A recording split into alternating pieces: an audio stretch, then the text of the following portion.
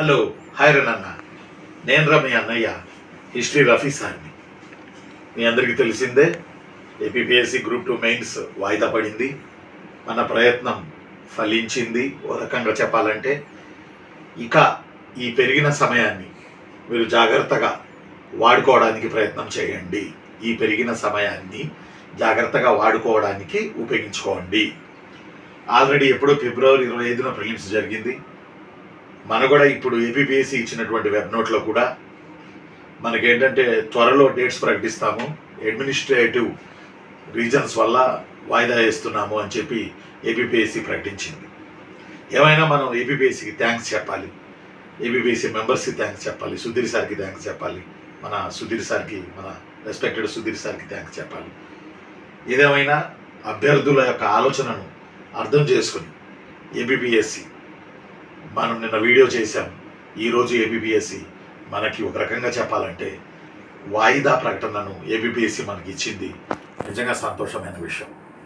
ఇప్పుడు నేను ఏం చెప్తానంటే, ఇప్పుడు మీ అందరికీ నేను చెప్పేది ఒకటే, ఇప్పటికే ఎక్కువ సమయం ఉంది. యాక్చువల్లీ ఇచ్చారు, కానీ ఎలక్షన్లని అవని ఇవని వీటన్నిటి వల్ల వాయిదా కోరడం జరిగింది. సైన్స్ అండ్ టెక్నాలజీ కొత్త సబ్జెక్ట్ పెట్టడం ఇవన్నీ కూడా. ఇక పైన వాయిదాలు ఇట్లా ఏమీ అడగొద్దిగా, అర్థమైందా? తమ్ముళ్ళు చెల్లెళ్ళు ఇక చదవాలి. ఇక చదివి పరీక్ష రాసుకుని తొందరగా జీవితంలో సెటిల్ అయిపోవాలి. ఎందుకంటే ఆఫ్టర్ దట్ మళ్ళీ జనవరి నుంచి బహుశా క్యాలెండర్ కూడా రావచ్చు. కాబట్టి ఇది అయిపోవాలి, ఇక ఇది ఫినిష్ అయిపోవాలి ఈ ప్రిపరేషన్. అందువల్ల వచ్చిన సమయాన్ని మీరు ఉపయోగించుకుంటారని ఆశిస్తున్నాను.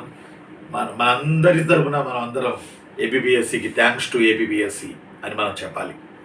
రెండోది ఏంటంటే, ఇప్పుడు నుంచి చేస్తున్న జాబుకి సెలవు పెట్టి ప్రిపేర్ అవ్వచ్చా సార్ అని అడుగుతూ ఉన్నారు కొంతమంది పిల్లలు. నిజానికి సెలవు పెట్టండి. కుదిరితే మీ ఫైనాన్షియల్ కండిషన్స్ చూసుకొని, మీ చుట్టుపక్కల పరిస్థితులను చూసుకొని, అప్పుడు మీరు పర్వాలేదు ఫైనాన్స్గా నాకు ఓకే అని అనుకున్నప్పుడు మీరు సెలవు పెట్టండి. ఇక సెలవు పెట్టి ఉన్నవాళ్ళు, సార్ వాయిదా పడింది కదా మరి ఏం చేయమంటారు, జాబ్లో జాయిన్ అవ్వమంటారా అంటే జాబ్లో జాయిన్ అయిపోండి. ఏం కాదు, మీరు చేస్తున్న జాబ్లో ఖచ్చితంగా జాయిన్ అయిపోండి. ఎందుకంటున్నానంటే ఆల్రెడీ ఇప్పుడు దాకా చదివి ఉన్నారు కదా, ఇక ఆ తర్వాత జాబ్లో జాయిన్ అయిపోయి టైం దొరికినప్పుడు ఎలా చదువుకుందరు కానీ. కాబట్టి దాన్ని మీరు దృష్టిలో పెట్టుకోండి, ఓకేనా? కాబట్టి ఒక శుభసూచకమైన విషయం సాయంత్రం మన అందరికీ చేరింది. చాలా సంతోషం. Thanks to APPSC.